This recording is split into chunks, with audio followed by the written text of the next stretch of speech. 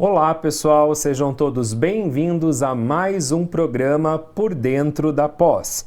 Para aqueles que não me conhecem, eu sou o professor William Salles, um dos coordenadores dos nossos cursos de pós-graduação da área da saúde aqui, do Centro Universitário Internacional Uninter.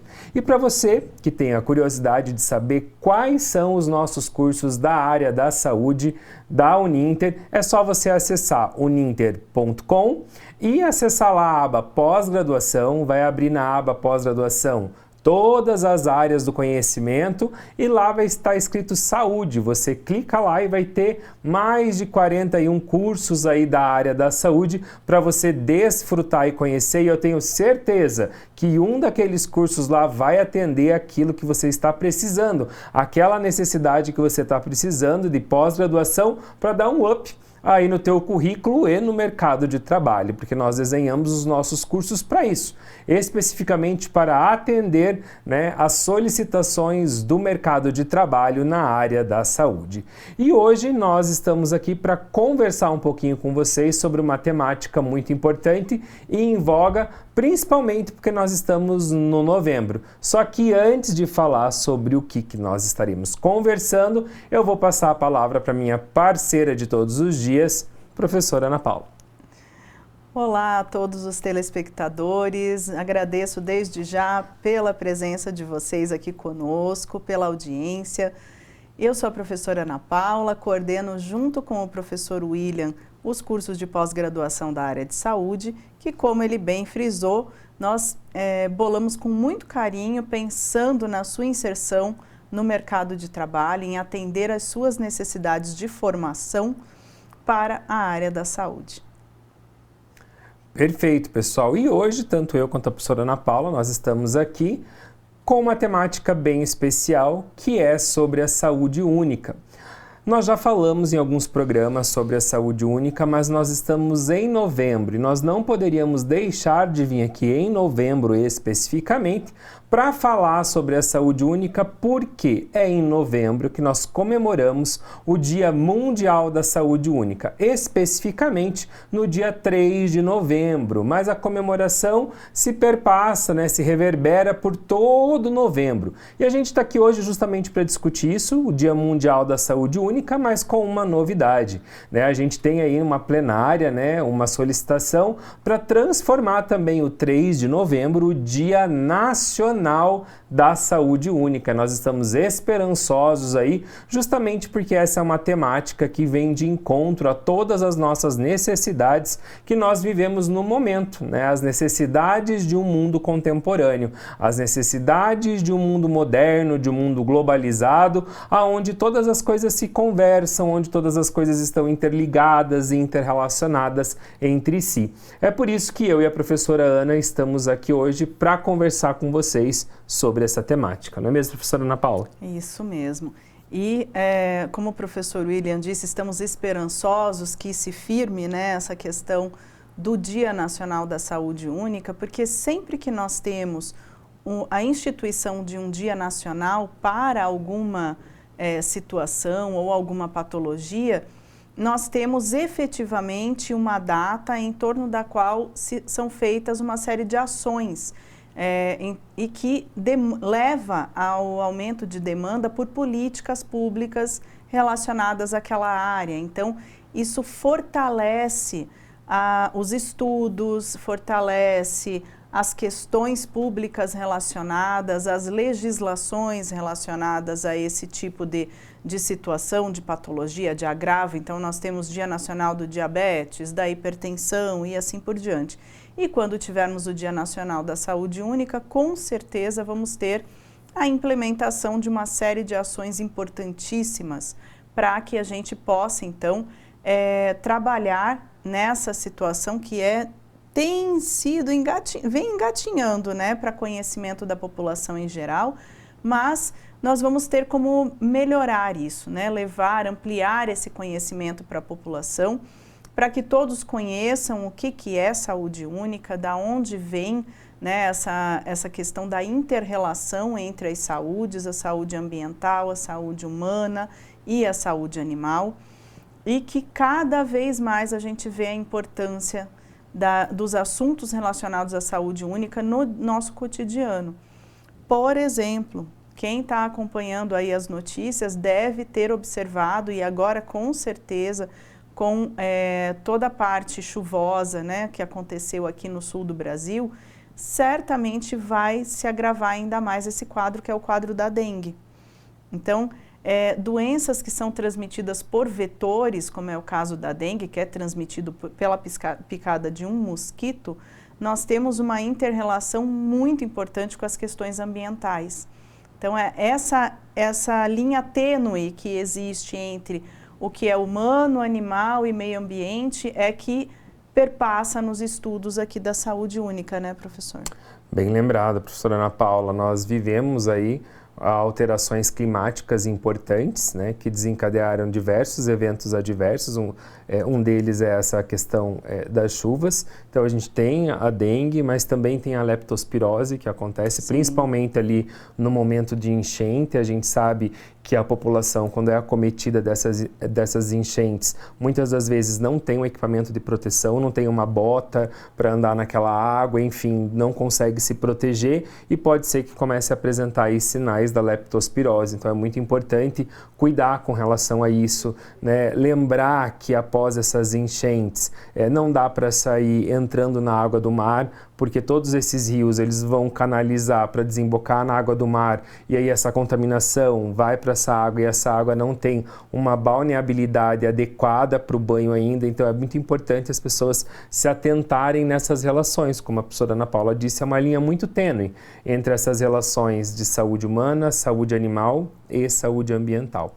Mas como nós estamos aqui conversando com vocês que estão aí em casa, a gente entra aí dentro da casa de vocês e eu já faço um questionamento para você aí na sua casa.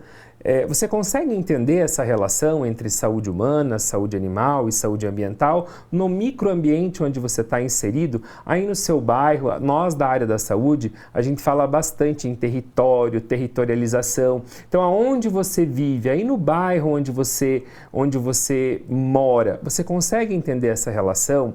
Né? Será que eu tenho lixo acumulado, regiões no meu bairro onde eu tenho terrenos baldios, onde tem acúmulo de lixo? Como que está a situação aí no seu bairro? Você consegue entender essa relação de água parada, terrenos vazios e essa relação entre saúde humana, saúde animal, saúde ambiental? Como que está a situação aí no bairro onde você vive dos animais de rua, né? Existem muitos animais de rua, né? Como que está aí no bairro onde você vive a questão relacionada à fauna sinantrópica, que são aqueles animais silvestres que são obrigados a dividir o espaço junto com a gente, né? Então a gente vai ter aí rato, gambá, que mais, professora Ana Paula? Morcego, pombo, enfim, aí os animais da fauna mesmo, que não vão vincular a doença, como é o caso de alguns pássaros, o quero-quero, que é bem comum nos campos de futebol, nos gramados de um modo geral, nos parques, as capivaras e assim sucessivamente. Como que está essa relação aí no bairro onde você vive, no seu território? Então é importante você começar a fazer essas observações, né, e tentar entender essa relação entre saúde humana, saúde animal e saúde ambiental. Porque assim, pessoal, vocês que estão em casa nos assistindo, sempre vai ser assim. Sempre. A história nunca muda. Independente se nós vivemos no mundo globalizado, no mundo contemporâneo, as relações, elas não mudam. Então sempre, em primeira instância, eu vou ter uma degradação ambiental, uma destruição do ambiente, seja ela qual for. Essa destruição do ambiente vai alterar o comportamento das espécies que ali vivem, então vou ter um impacto de cara ali, um impacto evidente na saúde dos animais e, consecutivamente, esse desequilíbrio vai causar um impacto direto na saúde humana, né? Esse impacto na saúde humana, a gente consegue levantar as evidências disso, que começa a aparecer lá nas unidades básicas de saúde, né? Então, como a professora Ana Paula disse, começa a ter aumento de casos de dengue, começa a ter aumento de casos de leptospirose, febre amarela, aí começa a ter aumentos de alguns agravos, né, de acidentes por animais peçonhentos. Então, por que acidente por animal peçonhento? Muito terreno vazio, nesses terrenos vazios, o pessoal joga lixo, sofá, Tijolo, resto de obra, fogão, geladeira. E esse acúmulo de lixo nesses terrenos vazios, vocês têm que entender que esse local serve para 3 coisas importantes, né? Alimento, abrigo e reprodução de espécies sinantrópicas. Daí quem que vai se abrigar, se reproduzir lá? Barata, escorpião, aranha, todo tipo de animal que pode acabar levando a acidentes por animais peçonhentos. Aí a gente tem um aumento disso e registros lá na unidade básica de saúde. Por falar em registro, é muito importante que a população saiba que os órgãos públicos costumam trabalhar, muitas vezes, como eles têm uma demanda de atendimentos, uma demanda de atividades muito grande, né? Imagine o volume de trabalho que dá você cuidar de uma cidade inteira da dimensão de Curitiba. Então, muitos trabalhos que são realizados nos bairros pontualmente são feitos sob demanda. E a demanda vem de quem? Vem da população. Então, a prefeitura precisa de registros. Então, você aí no seu bairro está observando esse tipo de atividade, esse tipo de situação, as pessoas jogam lixo num determinado terreno e fica acumulado lá sem a coleta. Existe entulho em algum local que não está sendo retirado, existe a situação de você ter um rio passando pela sua região, pelo seu bairro. Então nós temos em algumas regiões da nossa cidade, por exemplo, o Rio Belém, que passa e não ele fica aberto, né, a céu aberto. Observar essas características, observar essas situações e agir também de forma preventiva como cidadão. Então, abre lá, hoje em dia todo mundo tem celular, até quem sabe lidar só mais ou menos no celular, sabe lidar bem com o celular, baixa o aplicativo da Prefeitura de Curitiba, entra lá, que é uma das formas mais fáceis, é melhor do que pelo telefone, por e-mail, baixa o aplicativo, que dentro do aplicativo da Prefeitura você tem aonde fazer, e ele já te dá as opções, inclusive, onde fazer solicitações, ou dar informações para a prefeitura. Então, você pode solicitar que seja feita desratização na sua região, nos bueiros e nas galerias de água pluvial. Você pode informar que está aumentando a quantidade de insetos, de baratas e coisas do tipo, e a prefeitura vai ter uma atitude. Um terreno que às vezes o responsável, o proprietário é responsável pelo terreno, mas às vezes aquele terreno está solto ali no bairro, ninguém mais sabe quem não consegue achar esse proprietário. Então, você, cidadão que é vizinho ou passa sempre em frente a um local como esse, pode fazer uma denúncia para a prefeitura. Eles vão até lá, vão fazer a poda do mato, recolhimento de detritos que estejam porventura ali, e isso melhora a vida de todo mundo. Então, isso que é importante, a gente melhorar o nosso convívio em sociedade, estarmos sempre atentos a esse tipo de situação que compromete não só a minha vida e o meu bem-estar, mas também das pessoas que convivem comigo no meu bairro, na minha região. Então, a prefeitura costuma atender as demandas com uma certa agilidade, então, mas precisam, né, que o cidadão demande a eles essas situações. Então, é importante também a gente frisar isso, né, que seja feita essa ocorrência para que também se possa fazer, então, tomar as atitudes necessárias para a melhora da situação no bairro. Isso mesmo. Então, lá no aplicativo tem geralmente lá o linkzinho do 156, que é onde a gente faz que é o canal de denúncias. Você bate foto, anexa e manda para a prefeitura. Isso é de extrema importância. Bom, pessoal, como a gente está falando aqui da saúde única, você sabe definir para a gente, né, pensando aí você na sua casa, O que é a saúde? Qual que é o conceito de saúde humana? Qual que é o conceito de saúde animal? E qual que é o conceito de saúde ambiental? Lembrando que essas três juntas vão formar a saúde única, que é essa tríade, essas ações interligadas e interrelacionadas entre essas três saúdes para manter o equilíbrio e salvaguardar a vida no planeta Terra, né? A gente não está falando só aí do seu território, mas a gente está falando numa visão mais global e mais ampla de todo esse processo. Bom, a Organização Mundial de Saúde, ela dá uma determinação, né, do que é a saúde humana. Só que hoje essa determinação, ela vem sendo um pouco trabalhada por questões um pouco tanto filosóficas, um tanto outra vertente mais humanística, mais da saúde pública e assim sucessivamente. Por quê? Nós vivemos no mundo contemporâneo. Então lá o conceito de saúde diz, né, que o indivíduo ter saúde não é somente a ausência de doenças, mas é um bem-estar físico, mental e emocional. Então são vários critérios, né, professora Ana Paula, que determinam a saúde humana, principalmente quando a gente traz isso sobre a ótica desse mundo contemporâneo onde nós vivemos, né? Será que só ter ausência de saúde, só ter ausência de doença é ter saúde? Né? Será que saúde física, emocional e assim sucessivamente é ter saúde? Então fica aí esse critério para vocês pensarem um pouquinho a esse respeito, né? O que é a saúde em si? Por outro lado, a gente também tem questões relacionadas à saúde ambiental. Falar de saúde ambiental é mais fácil, porque tudo aquilo que causa agressão ao meio ambiente é a quebra dessa saúde, né? Então, manter o meio ambiente o mais íntegro possível, né, o mais preservado possível, é o que a gente chama de saúde ambiental. Já por sua vez, a saúde animal, aí entra outras questões bem importantes, não é mesmo, professora Ana?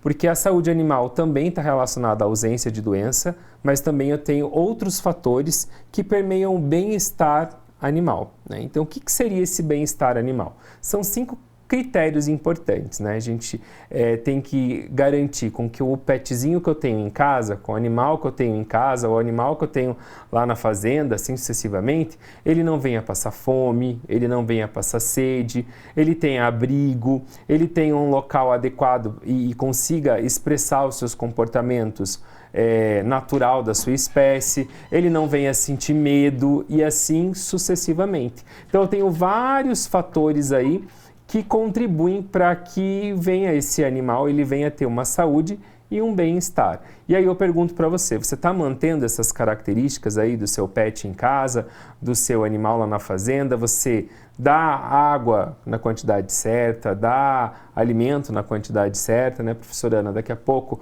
a gente vai falar dos determinantes sociais de saúde e vocês vão ver o quanto essas questões elas estão interligadas e interrelacionadas.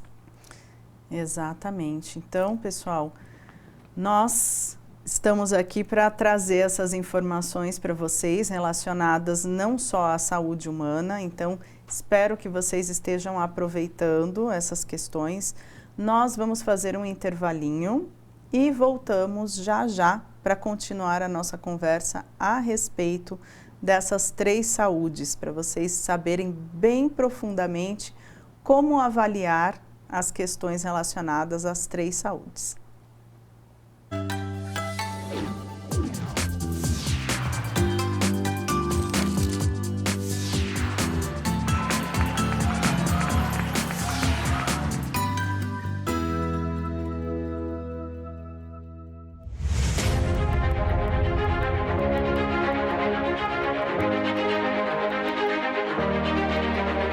Localizado no ponto mais privilegiado de Curitiba, no Alto do Pirazinho, o sítio de transmissão do Super Canal 13.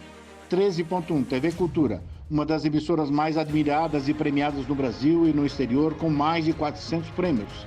Com seu conteúdo rico, diversificado e plural, combinando informação de qualidade, opinião e entretenimento com diversão e conhecimento para todas as idades. Aqui você tem cultura. 13.2 TV Profissão.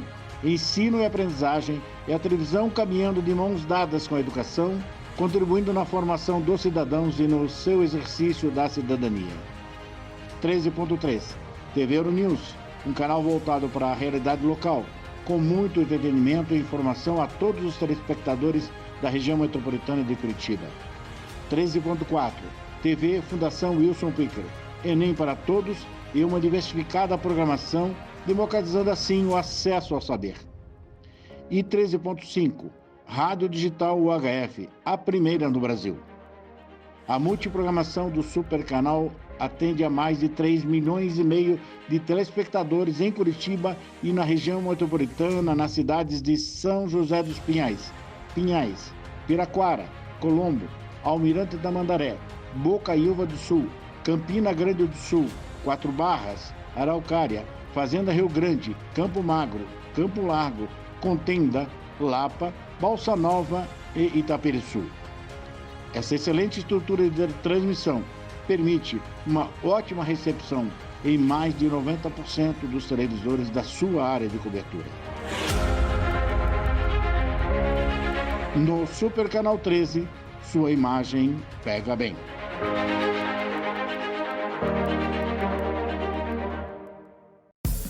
O Ministério do Turismo, a TV Cultura e o Uninter levam até você Provoca. Ainda bem. Metrópolis. Linhas Cruzadas. Estação Livre. Matéria de capa. Senhor Brasil. Repórter Eco. Opinião. Planeta Terra. E Quintal da Cultura. É muito legal. Aqui tem dramaturgia, sustentabilidade, documentários, música, inclusão, diversidade. Já que tá tudo aqui. Aqui tem cultura.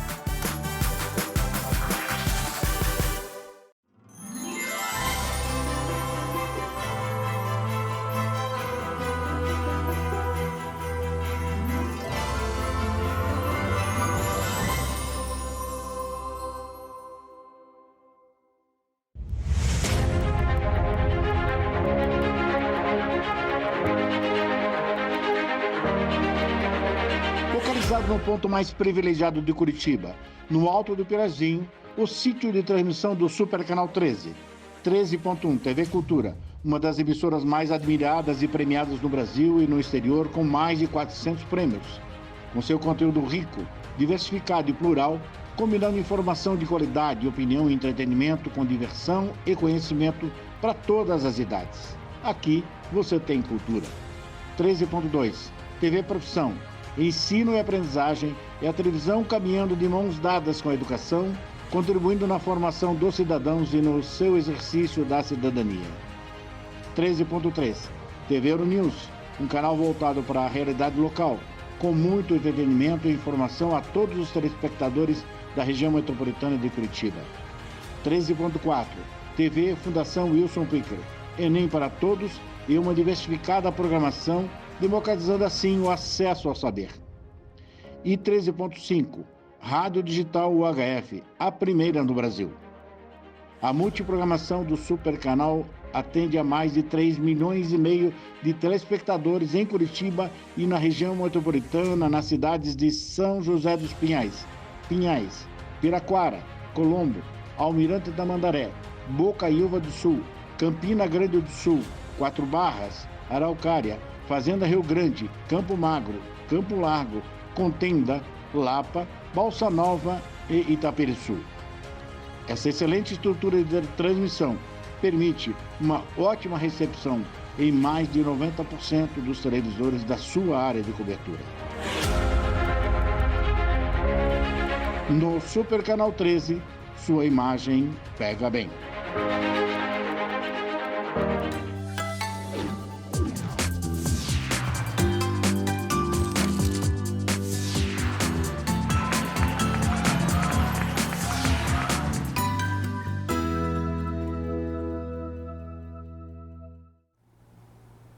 Olá pessoal, sejam bem-vindos ao nosso segundo bloco do programa Por Dentro da Pós. Aqueles que não me conhecem, sou o professor William Salles, um dos coordenadores dos cursos de pós-graduação da área da saúde, da Uninter.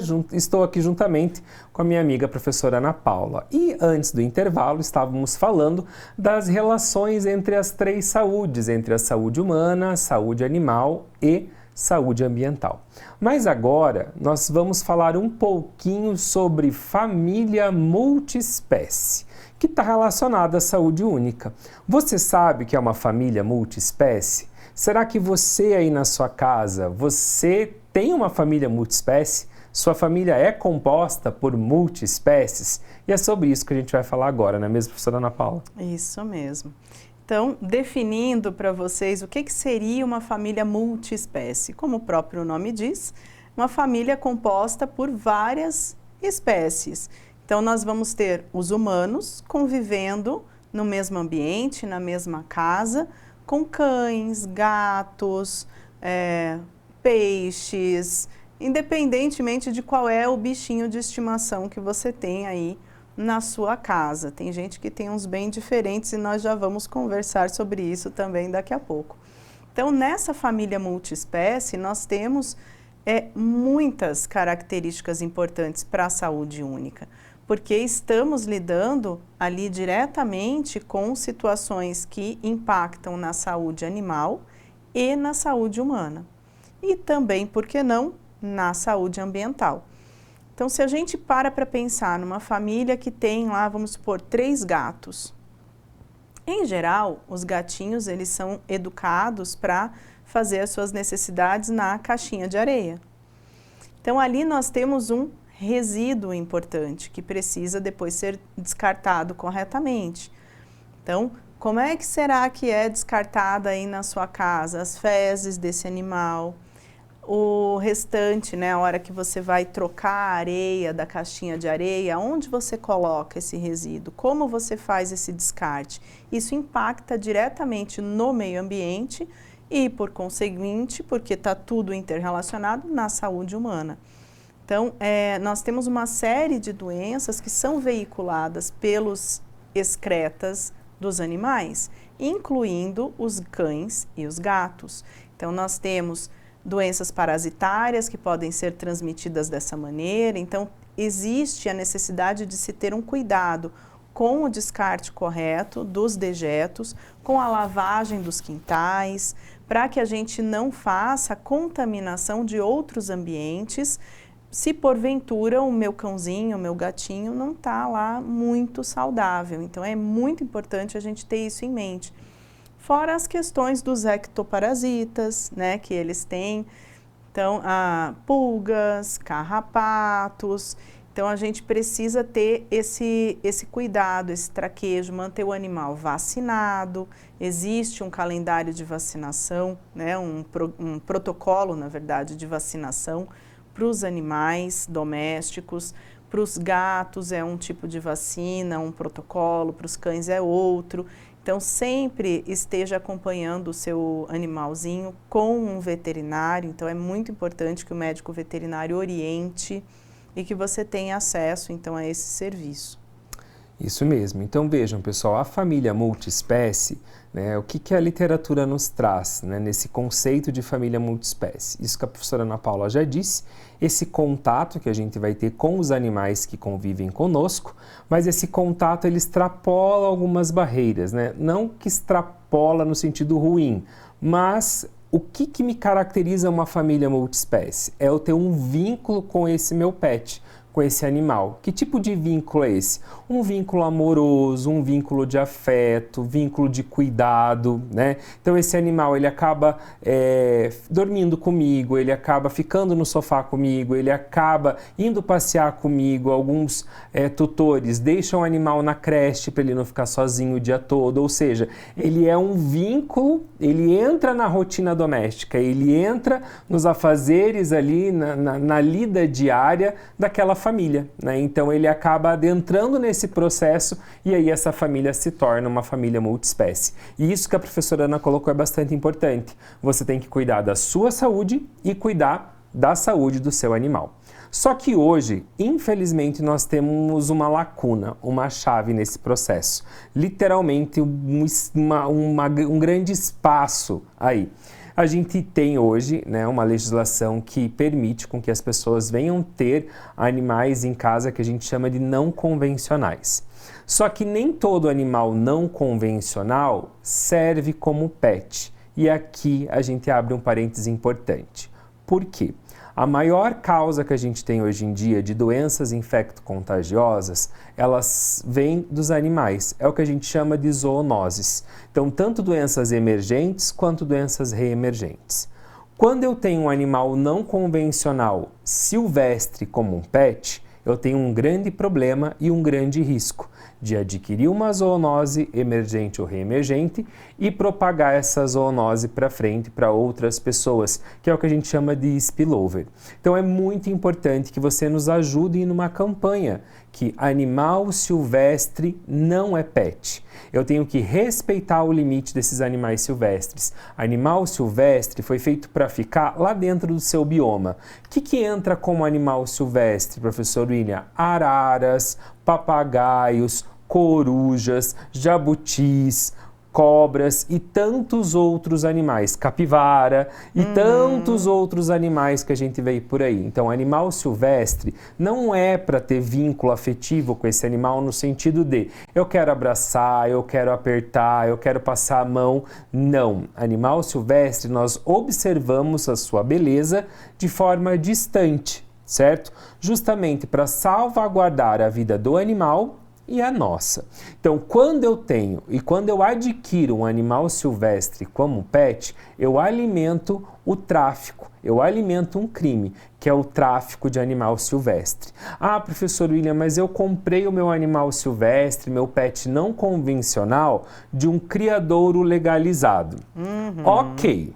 Só que veja, esse criadouro ele foi legalizado, tem toda a documentação, só que os familiares desse pet que você acabou de adquirir, que é silvestre, você acha que ele veio da onde, não é mesmo, professora Ana? Sim. Esse animal, ele foi capturado lá na natureza, ele foi colocado dentro de canos, dentro de gaiolas, ele teve privação da sua saúde e bem-estar. Muitos deles morreram no trajeto ao longo do tráfico, até que por um acaso ele conseguiu ser resgatado. E aí ele foi legalizado, porque agora ele não consegue mais ser reintroduzido na natureza, e aí começa-se uma produção desses animais para venda. E aí eu tenho esse animal, né, nessa janela que eu disse para vocês, sendo comercializado. Então, cortem esse mecanismo. Animal silvestre, gente, não é pet. Quanto mais animal convencional eu tenho, quanto mais animal silvestre eu tenho, mais eu vou alimentar esse mercado, mais eu vou alimentar esse crime de tráfico de animal silvestre, que hoje no nosso país ele é muito grande. O Brasil, o principal crime de tráfico de animal silvestre está relacionado às aves de um modo geral, porque o brasileiro ele ainda tem essa afinidade, esse prazer em ter uma ave em casa em cativeiro, em ter uma ave em casa em gaiola e assim sucessivamente, os passariformes e outras espécies. Então é muito importante que você nos ajude, e animal silvestre não é pet, não é mesmo, professora Ana? Isso mesmo. Animal silvestre é lindo, maravilhoso no bioma dele, lá no ambiente onde ele tem que estar. Então, se você mora numa área mais afastada, que você tem acesso, né, tem mata em torno, observe, não capture, não tente criar na sua casa, porque outra coisa que a gente precisa levar em consideração, fora a questão do tráfico, é que sempre que eu removo um animal do seu bioma, eu estou mexendo no equilíbrio daquele ecossistema. Então, os sistemas ecológicos, eles são idealizados, né? Eles existem de uma forma que eles estão em equilíbrio, desde que a gente não vá lá mexer. Então, eles se equilibram espontaneamente e sozinhos. Então, as bactérias que estão no solo, com as árvores, com a produção de oxigênio, a absorção de gás carbônico, os animais, os insetos, eles estão em equilíbrio. Então, sempre que eu vou lá e mexo nesse ambiente, eu causo um desequilíbrio. E todo desequilíbrio na saúde ambiental vai impactar de alguma forma, ou imediata ou a médio e longo prazo na saúde humana. Então, a gente precisa ter isso em mente e se lembrar que o ambiente ele é feito para que eu conviva com ele, mas não que eu o domine, né? Ele está lá não para ser dominado, mas para que a gente conviva em harmonia. Verdade. E esse domínio que a professora Ana acabou de dizer está relacionado às ações antrópicas. O que são ações antrópicas? Ações que nós, seres humanos, promovemos de destruição ao meio ambiente. E todas aquelas que vocês já estão cansados de ouvir, né? Contaminação de água, solo, ar e assim sucessivamente. Desmatamento, enfim. Caça e captura de animal silvestre, enfim, N coisas. Bom, mas a gente também precisa falar um pouquinho por uma questão que é muito evidente nos nossos dias, que são o que a gente chama de determinantes sociais de saúde. Os determinantes sociais de saúde, eles estão de mãos dadas, interligados diretamente com a saúde única. Exemplo de um determinante social de saúde é o meio ambiente onde a pessoa está inserida, é o lugar onde a pessoa vive, é o local onde essa pessoa reside. E aí eu faço desenvolvo essa linha de raciocínio com você que está em casa para que você consiga entender essa relação de saúde humana, saúde animal e saúde ambiental. Então pensamos assim, numa população que vive hoje na periferia dos nossos grandes centros urbanos e essa população que está vivendo ali, ela vive numa situação de vulnerabilidade. E essa situação de vulnerabilidade envolve essas três questões. É uma população que está vivendo em vulnerabilidade ambiental, porque o local onde ela está vivendo às vezes não tem água tratada, não tem saneamento básico, existem lixo a céu aberto, o rio que está passando em volta está contaminado, então o acúmulo de sujeira em volta é muito grande, então isso é um fator de risco para essa população que está ali vivendo em vulnerabilidade. Essa população, na maioria das vezes, né, professora Ana, tem uma grande quantidade de animais domésticos, mas daí eu resgato isso com você. Se essa população que vive sobre vulnerabilidade, ela não consegue cuidar da sua própria saúde, será que ela vai conseguir dar conta de cuidar da saúde dos animais que estão convivendo ali com ela? Então esse é mais um agravante. Então eu tenho uma relação direta entre a saúde humana, saúde animal e saúde ambiental ligada a esses determinantes sociais de saúde. Então depende muito do local onde a pessoa vive. E sempre vai ser assim, se o indivíduo ele não consegue cuidar da sua saúde, então ele não dá conta da sua saúde, dificilmente ele vai dar conta da saúde do seu pet, da saúde daquele animal que está em volta dele, que está ali junto com ele e assim sucessivamente, não é mesmo, professora Ana Paula? Sim, e às vezes, como o professor William estava falando da questão do ambiente, às vezes o ambiente em que a pessoa está não só tem essas características de contaminação, de dificuldades, mas muitas vezes essas áreas periféricas são áreas de invasão. Então, elas já foram projetadas dentro das cidades para que fossem áreas não ocupadas, por N razões. Algumas razões relacionadas ao próprio relevo, as questões de presença de rio, por ser você tira ali a mata ciliar e vai causar um impacto importantíssimo. Então, são regiões que também, por conta dessas características, por serem regiões que não deveriam, em tese, estar ocupadas, elas trazem outras vulnerabilidades, como risco de deslizamento, alagamentos e assim por diante. Então, são áreas que realmente vão determinar na vida dessas pessoas vulnerabilidades em termos de uma inter-relação com doenças infectocontagiosas, doenças provenientes do próprio ambiente, que podem ser veiculadas pela água, pela própria terra, né, pelo solo e assim por diante. E a vulnerabilidade social a que essa pessoa está submetida em relação a dificuldades com a renda. Então, ela justamente já muitas vezes não tem o local adequado para viver, não tem uma casa adequada para viver não consegue se alimentar corretamente, cuidar da sua própria saúde. Muitas vezes existe uma dificuldade de deslocamento, N outras dificuldades, e daí acabam acumulando, alguns até se tornam acumuladores de animais, né, de pets.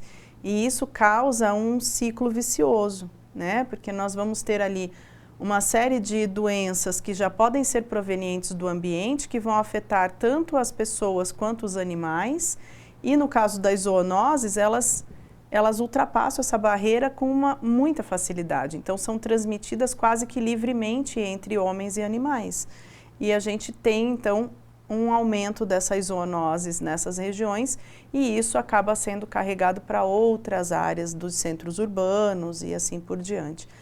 Pensando, né, nessa globalização e nessa facilidade que nós temos, dependendo da patologia, ela vai inclusive para outros países com uma certa facilidade, porque ela viaja dentro dos aviões com as pessoas contaminadas e vai parar em outros países, e assim a gente acaba chegando em pandemias como nós vimos recentemente, né? Isso mesmo. E hoje, o Brasil, lembrando que nós vivemos num país tropical, né? Então, nosso clima favorece, né, a propagação e o desenvolvimento aí de vários vetores e de N doenças emergentes e reemergentes. Mas hoje, uma questão que nos preocupa bastante, principalmente em algumas cidades e estados do nosso país, é uma zoonose que é ocasionada justamente por impacto nos determinantes sociais de saúde, que é a esporotricose, não é mesmo, professora Ana? O que acontece com a esporotricose? Então, lembram que eu disse para vocês no começo?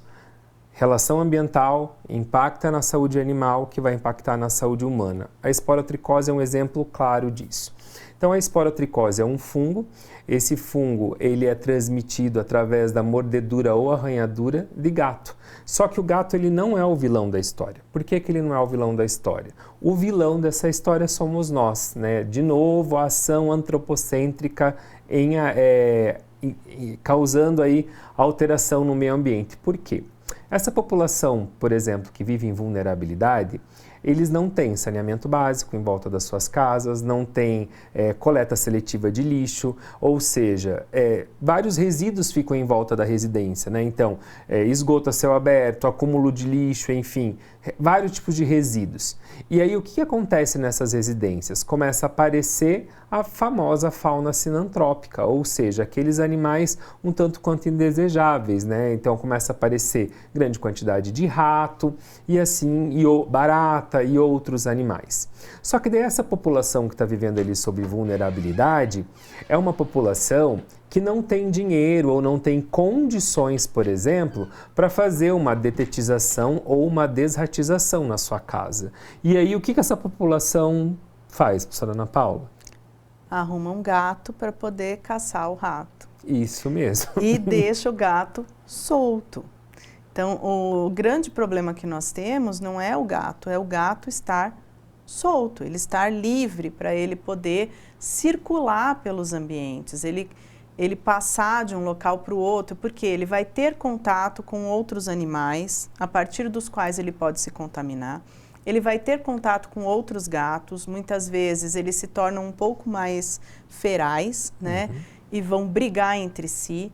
Aí, mordedura, arranhadura, transmite de um para o outro e a gente começa a ter um problema muito grande nas mãos, né? Porque essa transmissão descontrolada do fungo entre os gatos dessa população, dessa colônia de gatos que circula naquela região, acaba aumentando o número de casos num nível em que a gente começa a ter problema de controle.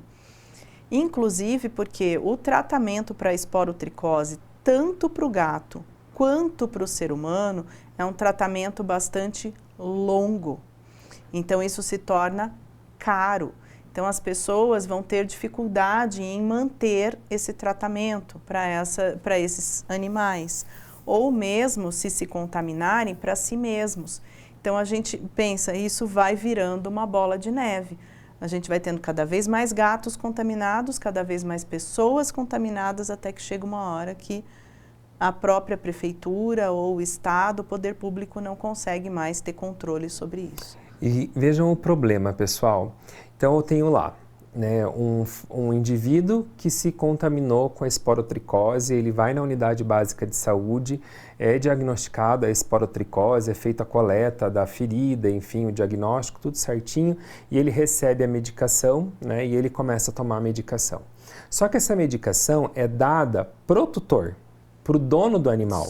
Só que lembram que eu disse para vocês que esse indivíduo vive sob vulnerabilidade social?